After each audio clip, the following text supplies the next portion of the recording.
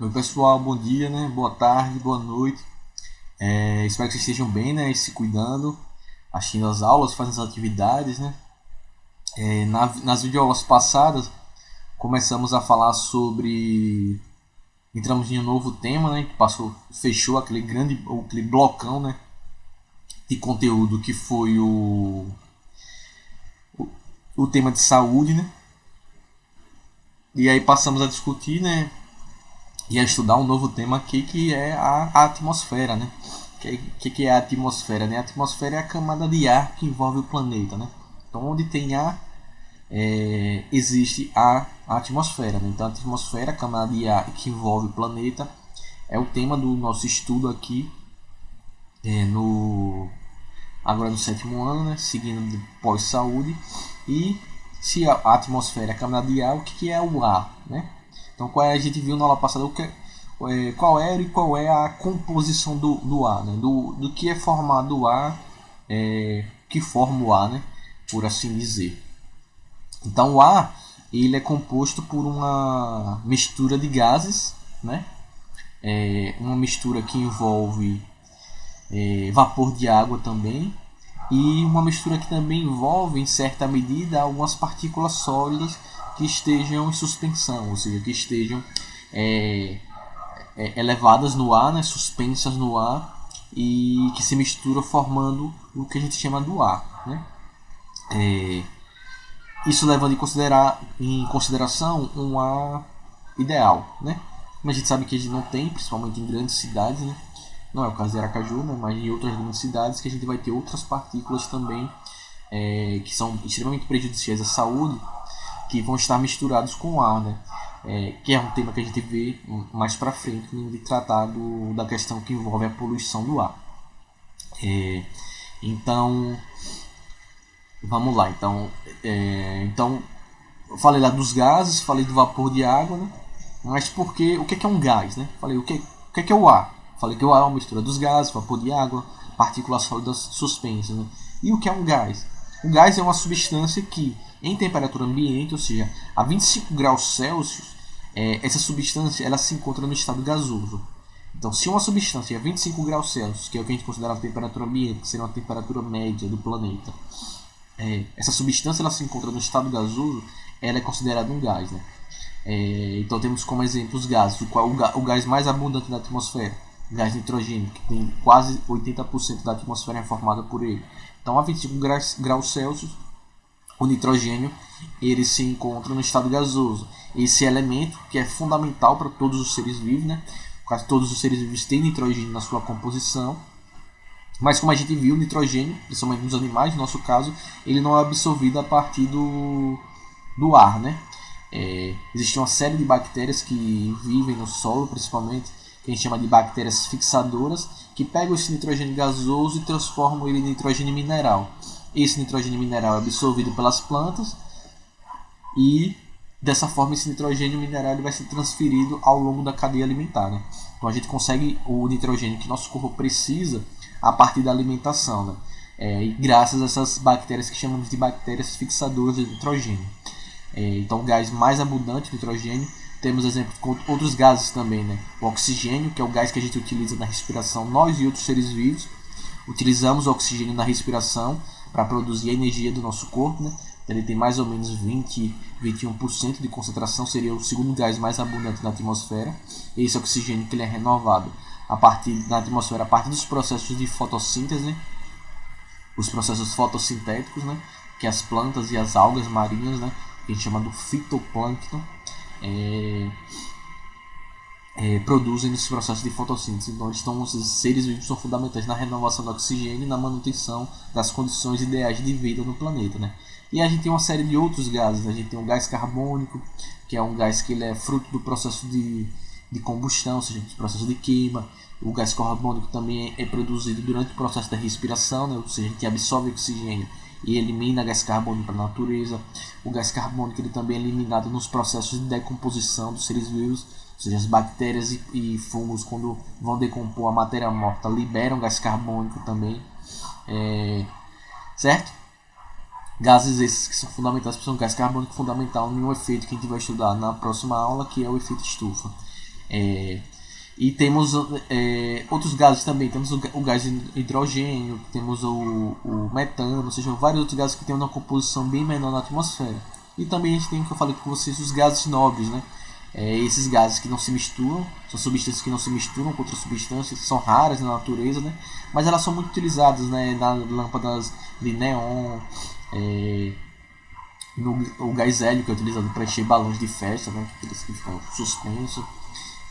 Outros gases também, tem também argônio, xenônio, criptônio, né? Que são gases que também são utilizados de várias formas pelo ser humano.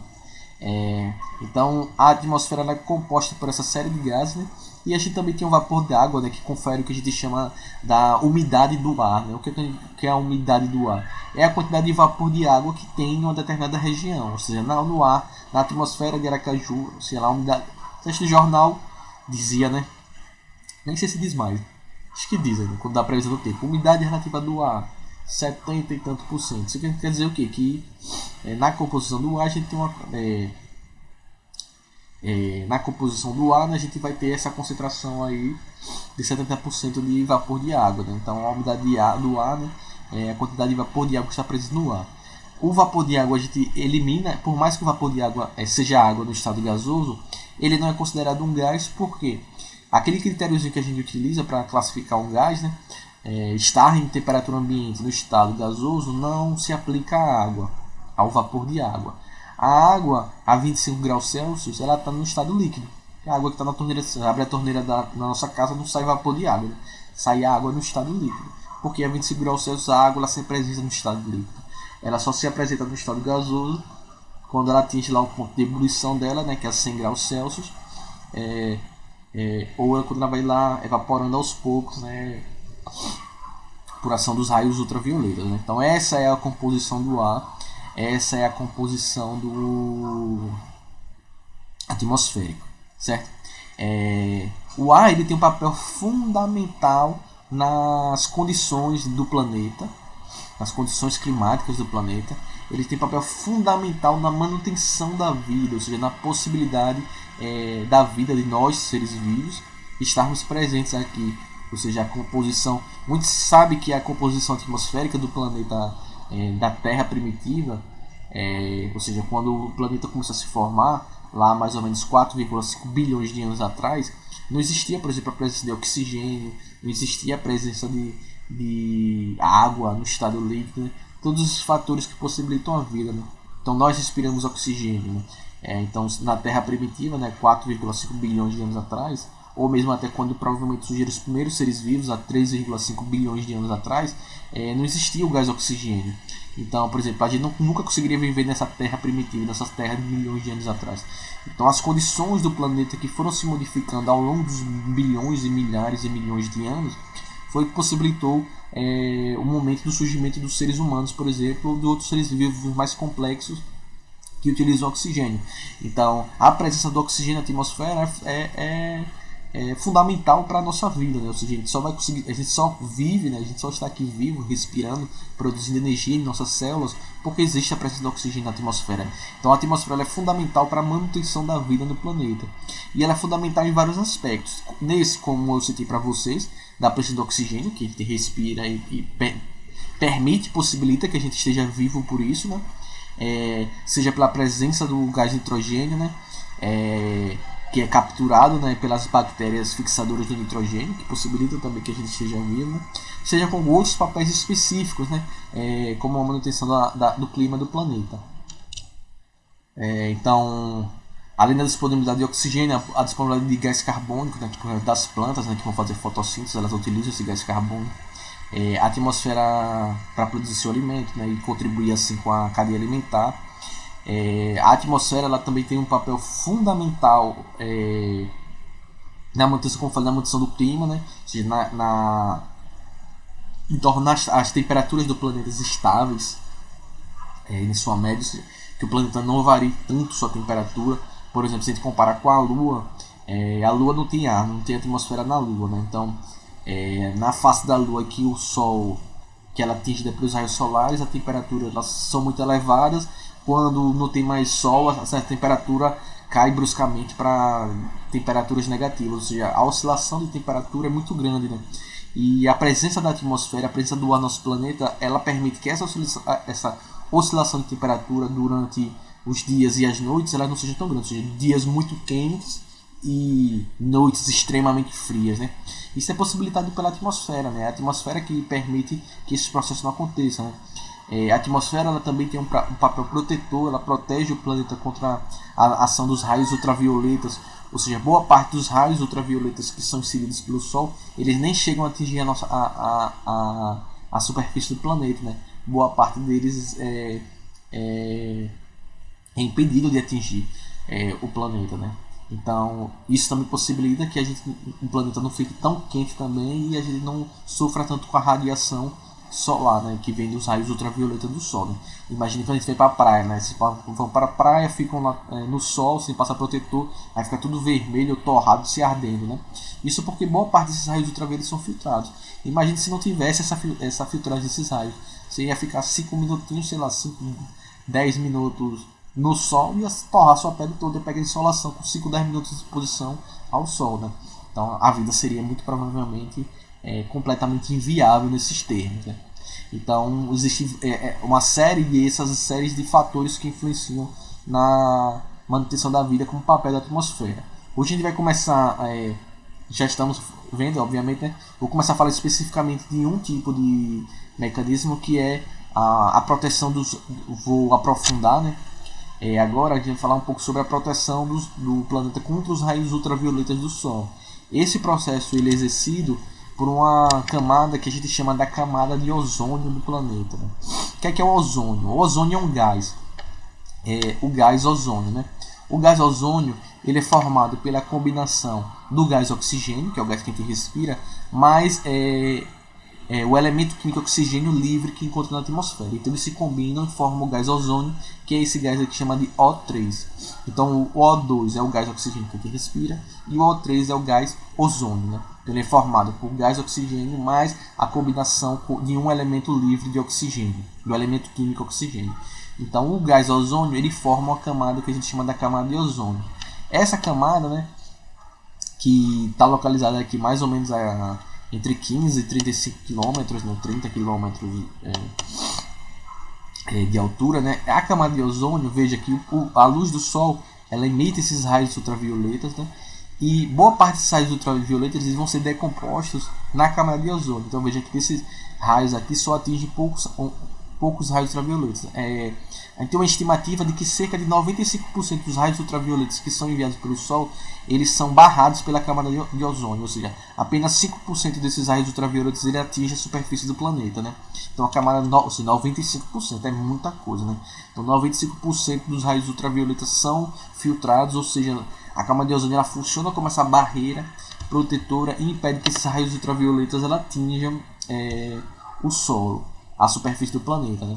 Então ela vai estar aí mais ou menos nessa faixa dos 15, 20 a 35 km da superfície do planeta, localizada em uma camada que a gente chama da estratosfera.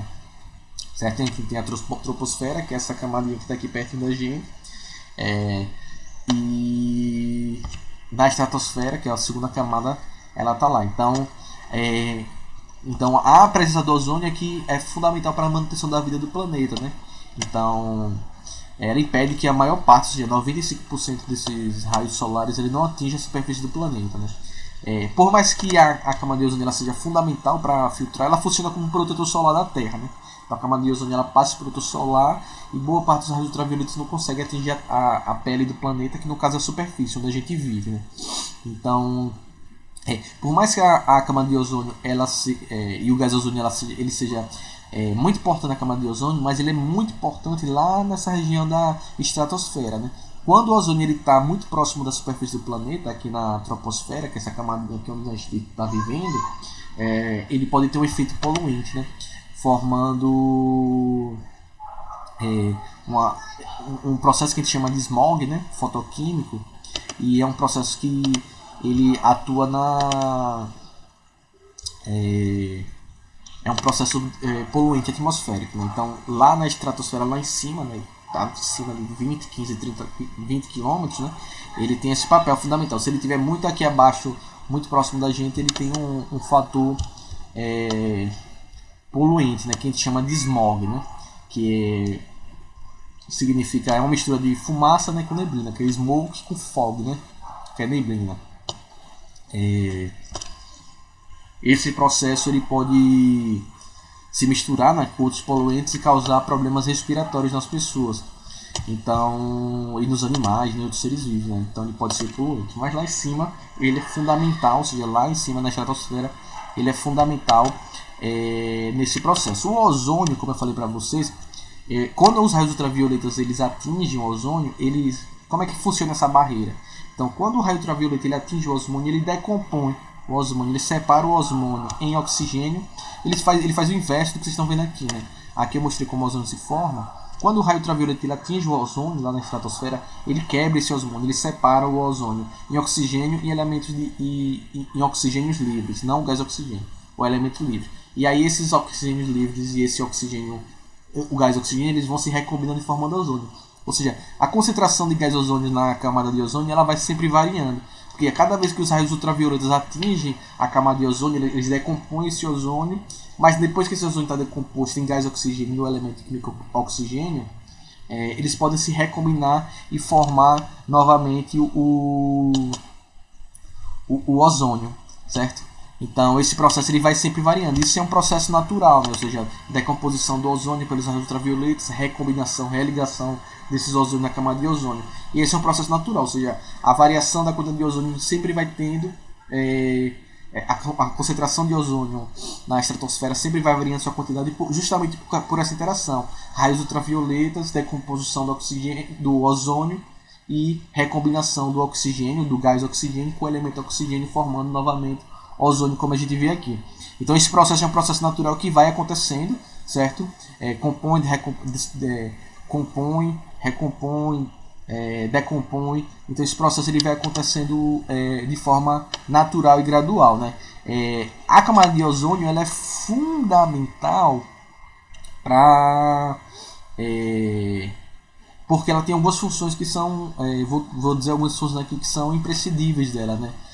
Primeiro, ela impede, como eu falei, né, a grande parte da radiação ultravioleta, né, do Sol, impede que atinja a superfície do planeta, né, senão a gente ia tocar fogo aqui, né, literalmente, né, e a Terra ia ser extremamente quente, muito mais quente do que aí provavelmente não seria possível ter a vida como ela é, né, complexa como ela é, com composição da vida de seres vivos como a gente, né, nesse processo.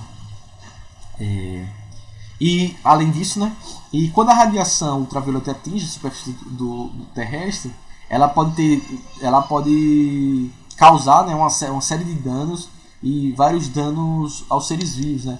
Então, por exemplo, quando você tem um acesso de exposição aos raios ultravioleta, há uma maior índice e chance de desenvolvimento de câncer de pele, né? Então a radiação do Sol atingindo as células da nossa pele pode fazer com que o DNA de nossas células da pele sofram mutações e elas começam a se multiplicar de forma desordenada e fazer com que a pessoa desenvolva o câncer de pele, né?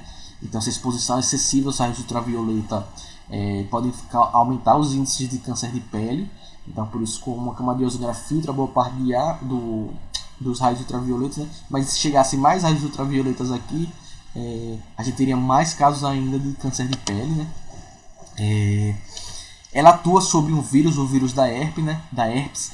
Então, os raios ultravioleta ele é responsável por aumentar a frequência de ativação, né, da multiplicação do vírus da herpes. Então, indivíduos que tenham contraído esse vírus, eles vão desenvolver essas lesões características, né? A herpes é aquelas lesões que, por exemplo, comumente na boca, né, ela causa aquela série de feridas na boca da pessoa.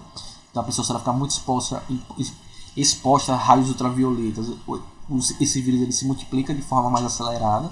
Então a ação dos raios ultravioletas estimula a multiplicação desses vírus, certo? O excesso de exposição a raios ultravioletas ele aumenta os índices de cegueira provocada pela catarata, né?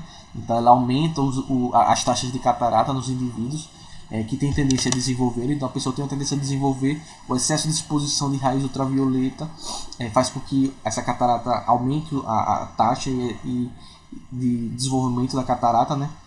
que pode causar cegueira, um certo grau, né? Então, é outro fator aí, então, que também é importante aí, né? E também o excesso de raios ultravioleta no planeta, né? Eles vão causar um aumento da temperatura do planeta, que podem culminar no processo que a gente já vive vivendo, né?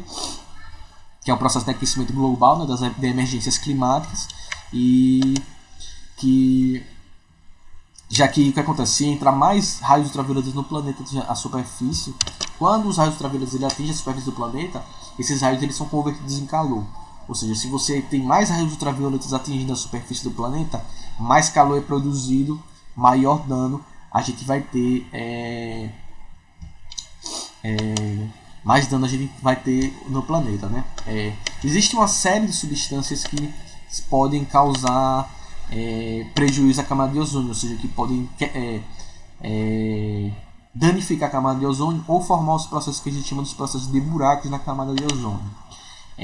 A gente tem uma série de substâncias que podem causar isso, como por exemplo o que a gente chama do óxido nítrico, que é o óxido nítrico é uma substância que é produzida a partir da queima de combustíveis fósseis, né, de petróleo, de gasolina e seus derivados, né? O óxido nitroso, que é eliminado por veículos, indústrias químicas. O dióxido de carbono, que é o gás carbônico, que é qualquer processo de combustão completa pode causar isso, mas o mais importante e o que é mais que causa mais dano é o que a gente chama dos gases dos CFCs, né? Que é um gás que é formado por clorofluorcarbono, é o clorofluorcarbono. Essa substância ela é muito utilizada em produtos de aerosol, como desodorante spray, na produção de materiais plásticos, em equipamentos de refrigeração, como geladeira, ar-condicionado, alguns desses mais antigos. Hoje em dia a gente já tem a produção de desodorantes spray, geladeiras que são livres da eliminação desses gases CFCs. Né? Essa substância, de modo geral, o que ela faz? Esses CFCs, quando são produzidos em todos esses processos, como eu falei, na produção, esse CFC ele é um gás, né? Ele vai subir para a atmosfera. E aí o que acontece? Quando os raios ultravioletas eles atingem o CFC, ele faz com que esse CFC ele libere as moléculas de cloro no ar, né? O CFC é uma substância que é formada por cloro, flúor e carbono. Então, quando o CFC interage com a radiação ultravioleta na atmosfera, ele libera essas partículas de cloro, né? E aí o que acontece? Quando essas moléculas de cloro elas são decompostas, né? Esses cloros eles começam a reagir com o ozônio, né? Então, esse cloro liberado ele começa a reagir com o ozônio na camada de ozônio e ele decompõe esse ozônio em molécula de oxigênio. Então o que acontece? O CFC é liberado, ele vai subir lá na atmosfera, os raios ultravioletas atingem o CFC, como eu olhei nessa imagem, o CFC vai soltar as moléculas de cloro, essas moléculas de cloro vão reagir com as moléculas de ozônio e ele vai quebrar o ozônio em oxigênio, em gás oxigênio e O2. Então o que ele vai fazendo? À medida que esse cloro vai atingir o ozônio, a quantidade de ozônio na atmosfera vai diminuindo por essa reação. Ou seja, o cloro ele vai quebrando o ozônio, liberando o oxigênio, gás oxigênio, e à medida que esse cloro vai quebrando e vai decompondo esse ozônio, a quantidade de ozônio vai diminuindo. Se a quantidade de ozônio vai diminuindo, o que acontece? Acontece aqui nesse outro cenário que a gente está vendo aqui desse lado aqui, olha, vai ter menos ozônio, ou seja, a gente vai ter uma camada de ozônio mais fina, porque a gente tem menos concentração de ozônio, e o ozônio ele não vai conseguir barrar os raios ultravioletas. Então o que é que vai acontecer? A incidência de raios ultravioletas na superfície do planeta vai ser cada vez maior. Então essa incidência vai aumentando, até que vai causar uma série de danos, como eu falei, né? Aqueles problemas de aumento da temperatura média, ou seja, maior calor, concentração, maiores índices de câncer de pele, o desenvolvimento da catarata, né, o aquecimento da temperatura do planeta, ou seja, a alteração climática no planeta. Então é isso que pode acontecer. A princípio ela pode tornando a camada mais fina de ozônio e que permite esses raios ultravioletas. Alguns vão ser barrados, mas boa parte vai começar a ultrapassar. E em casos mais extremos, a gente vai ter o processo de formação do que a gente chama do buraco ou dos buracos na camada de ozônio. Ou seja, são pontos na atmosfera em que não existe camada de ozônio. Então são pontos da atmosfera em que os raios ultravioletas eles entram, eles atingem a superfície do planeta de forma completamente livre. Ou seja, não existe nenhuma concentração de ozônio para barrar nenhuma quantidade. Então 100% dos raios ultravioletas vão atingir a superfície do planeta nesses pontos em que se encontram os buracos na camada de ozônio. Então a gente tem como grandes emissores de CFCs nos Estados Unidos, a Rússia, China. Só que boa parte da concentração e aí o problema da liberação de CFCs é que ele não tem uma ação necessariamente local, ou seja, por exemplo, eu emiti o CFC aqui e ele vai causar dano na atmosfera aqui em cima de mim. Não. Boa parte do CFC ele vai se espalhar pela atmosfera de forma global e boa parte do buraco ele se concentra na região. Aqui a gente consegue ver um esqueminha aqui, um mapazinho do buraco. A parte em azul é o local onde existe um buraco da camada de ozônio. O buraco maior que foi descoberto mais ou menos lá no final da década de 70, ele se concentra na Antártida, lá nos polos. Os polos, tanto o Polo Norte e o Polo Sul, são locais de maior incidência de buraco da camada de ozônio. E esse aqui que eu estou trazendo a vocês é o buraco na camada de ozônio na Antártida, ou seja, no Polo Sul do planeta. Então essa parte, essa mancha azul aí é um buraco na camada de ozônio. Ou seja, os CFC que são produzidos por outros países, ele vai se concentrando de forma mais grave nos polos e causando esses buracos. Né? Então o primeiro buraco ele foi identificado lá mais ou menos na década de 70 e ele vem sendo analisado até hoje. Então aqui a gente tem uma série histórica, né? Eu não trouxe desde o começo, mas trouxe desde 2014.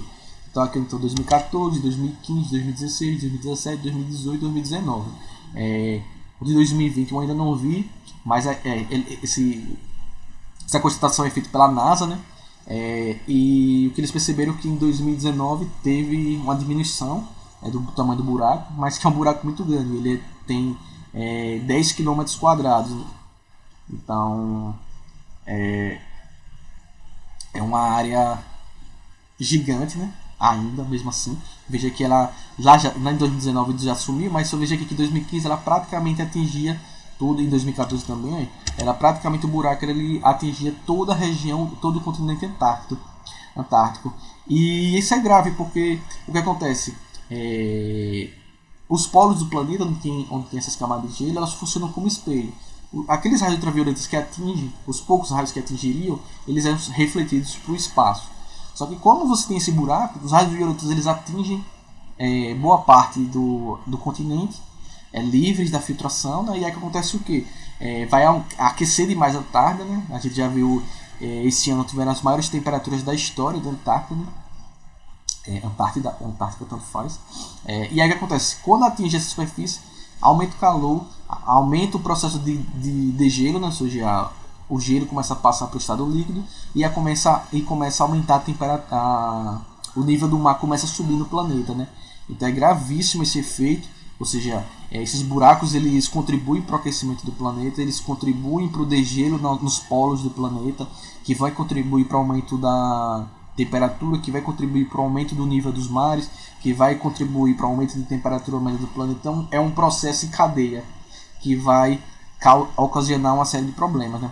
Então a liberação hoje em dia, como eu falei para vocês, em 2019, esse buraco ele diminui, mas ele ainda é muito grande, né? Veja, lembre que eu falei que no buraco os raios ultravioletas eles vão atingindo 100%. Hoje em dia uma série de produtos eles já são livres de CFCs, mas como eu falei para vocês, existem várias indústrias em vários locais do planeta, Estados Unidos, Rússia, que ainda liberam grande quantidade de CFC, e esses gases, né, como eu falei, o CFC ele não vai atingir necessariamente em cima da atmosfera da Rússia ou em cima da atmosfera dos Estados Unidos, por exemplo. Eles vão se espalhar pela atmosfera e causar essas lesões gravíssimas que são muito perigosas. Como eu falei para vocês, todas aquelas características são fundamentais, né, a importância da camada de ozônio do planeta. E se a gente vai causando essa lesão, esses buracos eles vão se intensificando, se eles existem, a gente vai influenciar a médio e longo prazo o clima do planeta, a saúde dos seres vivos, tanto nós como dos demais seres vivos, por influência desse excesso de radiação ultravioleta que vai atingir o planeta, certo?